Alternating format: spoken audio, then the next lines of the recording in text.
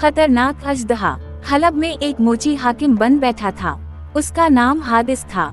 उस शख्स ने आहिस्ता आहिस्ता अपनी हैसियत बढ़ाई, दौलत जुमा की और फिर इस दौलत के बलबूते पर बदमाशों और उचक्कों का एक गिरोह हलब के बादशाह के महल में घुस गया। बादशाह को कैद में डाला और खुद इसके तख्त पर कब्जा जमा लिया। कारन ने हादिस के पास पहुंचकर नौशीरवा के खत की नकल दी और कहा कि बादशाह का हुक्म है, जो शख्स हमजा को मौत के घाट उतारेगा कि उसका एहसान जिंदगी भर ना भूलूंगा। हादिस ये सुनकर खुश हवा और अकड़कर कहने लगा, मेरी चालाकी और यारी के सामने एक हमजा किया 10 भी आ जाएं, तो सबको ऐसी जगह मारूं कि पानी भी ना मिले। हाँ, हमजा को इस तरह खत्म किया जा सकता है। कारन ने कहा, लड़ाई के मैदान में उस पर काबू पाना मुमकिन नहीं। लड़ाई भड़ाई से तो मैं खुद भी डरता हूँ। हादिस ने कहा, मैं तो जात का मोची हूँ, मेरे बाप दादा सारी उम्र जूतियाँ गांठते रहे। हम लोग तीर तलवार को किया जाने। हाँ, यारी के मैदान में हमजा को ज़ेर करने की कई तदबीरें मेरे जहन में आ रही हैं। अगर हर्ज ना हो तो इस खादिम को भी उन तदबीरों से आगाह फरमाएं। कारन ने कहा, एक तदबीर ये है कि मैं जाहिर में अमीर हमजा की इताअत करूं, फिर उनसे कहूंगा कि मुझे चौगान खेलने का बड़ा शौक है।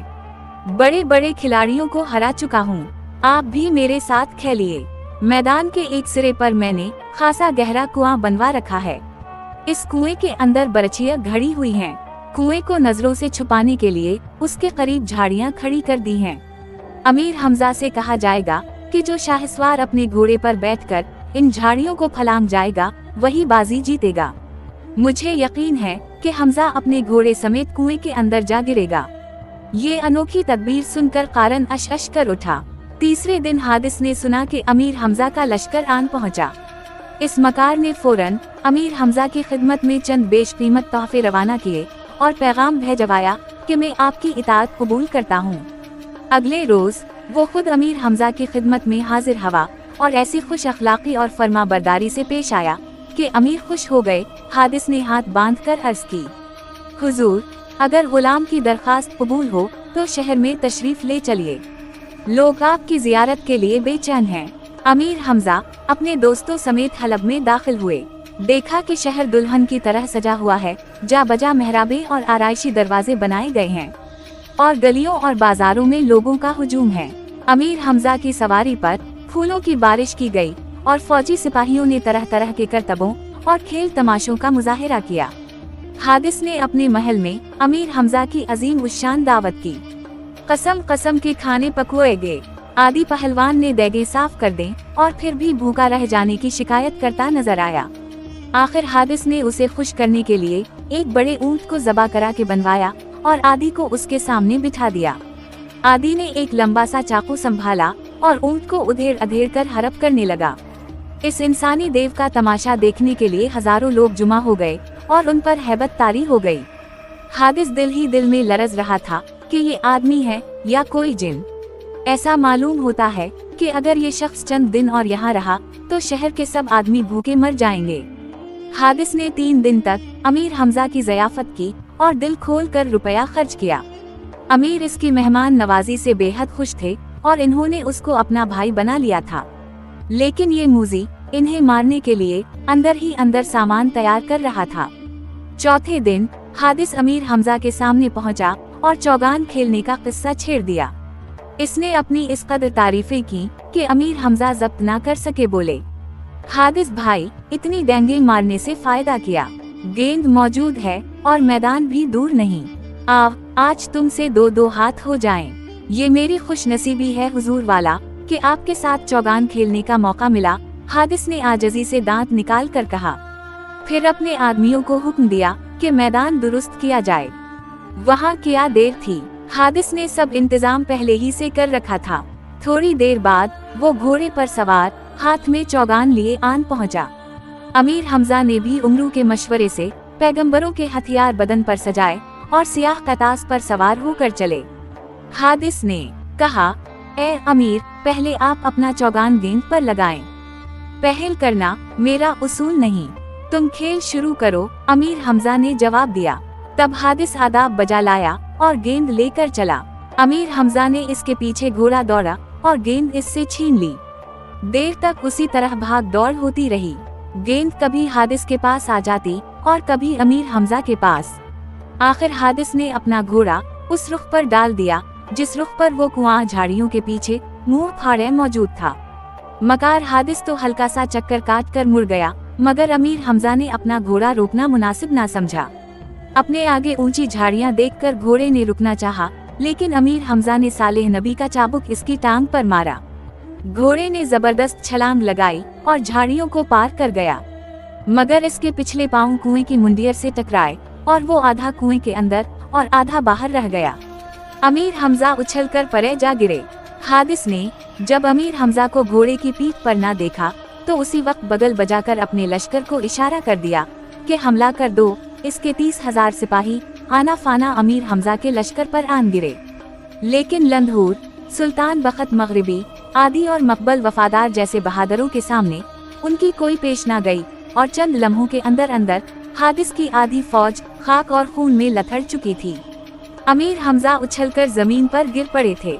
अब जो वो उठे तो क्या देखते हैं कि एक तरफ कारन खड़ा है और ये मंजर देख देख कर खुश हो रहा है। अमीर हमजा इसकी शक्ल देखते ही समझ गए कि ये सब किया धरा उसी बदमाश का है। इन्होंने सबसे पहले अपने घोड़े को कुएं से निकाला, फिर कारन के पीछे लपके। वो भागा, मगर बचकर कहाँ जाता। हमजा ने उसे पकड़कर सर से ऊंचा किया और एक चट्टान पर मारना चाहते थे कि उसने गुड़गड़ा कर कहा, ए हमजा, अगर तो मेरी जान बख्श दे तो 3 चीजें ऐसी दूं कि नौशीरवां की सरकार में भी ना निकली।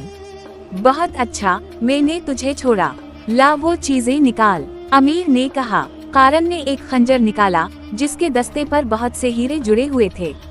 कहने लगा, ये खंजर तैमूरस देवबंद का है, कई पुश्तों से हमारे खानदान में चला आता है, अब आपकी नजर है। इसके बाद कारन ने एक बाजूबंद अमीर हमजा को दिया जिसमें 12 लाल शब चराग लगे हुए थे और हर लाल कबूतर के अंडे के बराबर था। उनकी चमक दमक इतनी थी कि आंख ना ठहरती थी। तीसरी चीज कहाँ है? अमीर हमजा ने कहा, याद रख, अगर धोखा देगा तो अपना कौल तोड़कर तुझे कुत्ते की मौत मारूंगा। तीसरी चीज एक खजाना है जो सामने पहाड़ के एक गार में दबा हुआ है, कारन ने कहा। इतने में उमरू एयार अमीर हमजा की तलाश में वहां आ पहुंचा। इन्होंने कारन के हाथ पैर बांधकर उमरू के हवाले किया और कह दिया कि खजाना मिल जाए तो उसे छोड़ देना, वरना जो तुम्हारा जी चाहे वो सलूक इससे करना। खजाने का जिक्र सुनकर उमरू के मुंह में पानी भर आया, बेहद खुश हुआ। कारन के सर पर एक धूल जमा के बोला, चल बे, जल्दी बता वो खजाना कहाँ है। और कारन ने कई घंटे तक उमरू को पहाड़ों और गारों में फराया और खूब परेशान किया। कभी कहीं से मिट्टी खिदवाता, कभी कहीं से। आखिर उमरू तंग आ गया, कहने लगा, मालूम होता है तो मेरे साथ मुकर कर रहा है, खजाने का तुझे कुछ इल्म नहीं। इतनी मोहलत से फायदा उठाकर कारन ने अपने हाथों में बंधी हुई रस्सी ढीली कर ली थी। इसके बाद अचानक उसने फंदा निकाल फेंका और एक जानिब भाग खड़ा हुआ, लेकिन दौड़ने में भला उमरू का क्या मुकाबला करना। पलक झपकते हैं उमरू ने उसे इस तरह जा दबोचा जिस तरह भूखा चीता हिरन को दबोच लेता है। कारन ने उमरू से जोर आजमाई शुरू की, मगर उमरू ने अपना खंजर इस जोर से इसकी छाती में मारा कि दस्ते तक सीने में उतर गया। कारन ने एक भयानक चीख मारी और रेत पर गिरकर तड़पने लगा। फिर ठंडा हो गया। उमरू वहां से अपने लश्कर में आया और कारन के मारे जाने की इत्तला अमीर हमजा को दी। अमीर हमजा ने हादिस को कत्ल करके हलब के बादशाह को कैद से आजाद किया और उसे दोबारा शहर का हाकिम बनाया। फिर वो मुल्क यूनान की जानिब रवाना हुए। यूनान के बादशाह का नाम फरीदो शाह था। इसे खबर भी न थी कि अमीर हमजा अपनी फौज लेकर यूं आ जाएंगे।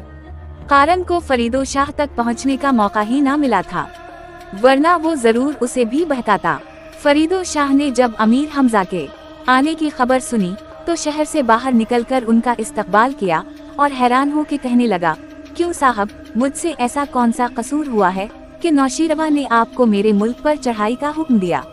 आपने खराज अदा करने से इनकार कर दिया है, इसलिए मुझे यहाँ आना पड़ा। अब या तो खराज अदा कीजिए, वरना मैदान जंग में हमारा आपका फैसला होगा। फरीदो शाह ने अमीर हमजा की ये बात सुनी तो हंसा और बोला, मैंने खराज अदा करने से कभी इनकार नहीं किया, ये अफवाह किसी दुश्मन ने उड़ाई होगी। मैं तो नौशीरवा का वफादार हूँ। तब अमीर हमजा ने उसे सारी दास्तान कह सुनाई। फरीदो शाह कहने लगा, अफसोस के नौशीरवां जैसा आदिल और अजीम बादशाह आपके साथ ऐसी धोखाबाजी करे। दरअसल इसके वजीरों में एक वजीर बख्तिक नाम का ऐसा शैतान है कि हमेशा नत नई शरारतें करता है। ये आग भी उसी की लगाई हुई है। वो नहीं चाहता कि शहजादी मुहरनगार की शादी आपसे हो। बहरहाल आप मेरे मेहमान हैं, मुझसे जो खिदमत मुमकिन है करूँगा, लेकिन एक दरखास्त आपसे करता हूँ। उम्मीद है आप मंजूर फरमाएंगे। कहिए, मैं हर तरह हाजिर हूँ। अमीर हमजा ने कहा, जुनूब की जानिब शहर से कोई 10 कोस दूर एक पहाड़ है। इस पहाड़ के ऊपर एक खौफनाक अजरा रहता है। अब तक न जाने कितने आदमियों को हलाक कर चुका है। इसको मारने के सैकड़ों जतन किए गए, लेकिन वो किसी तरह ना मर सका।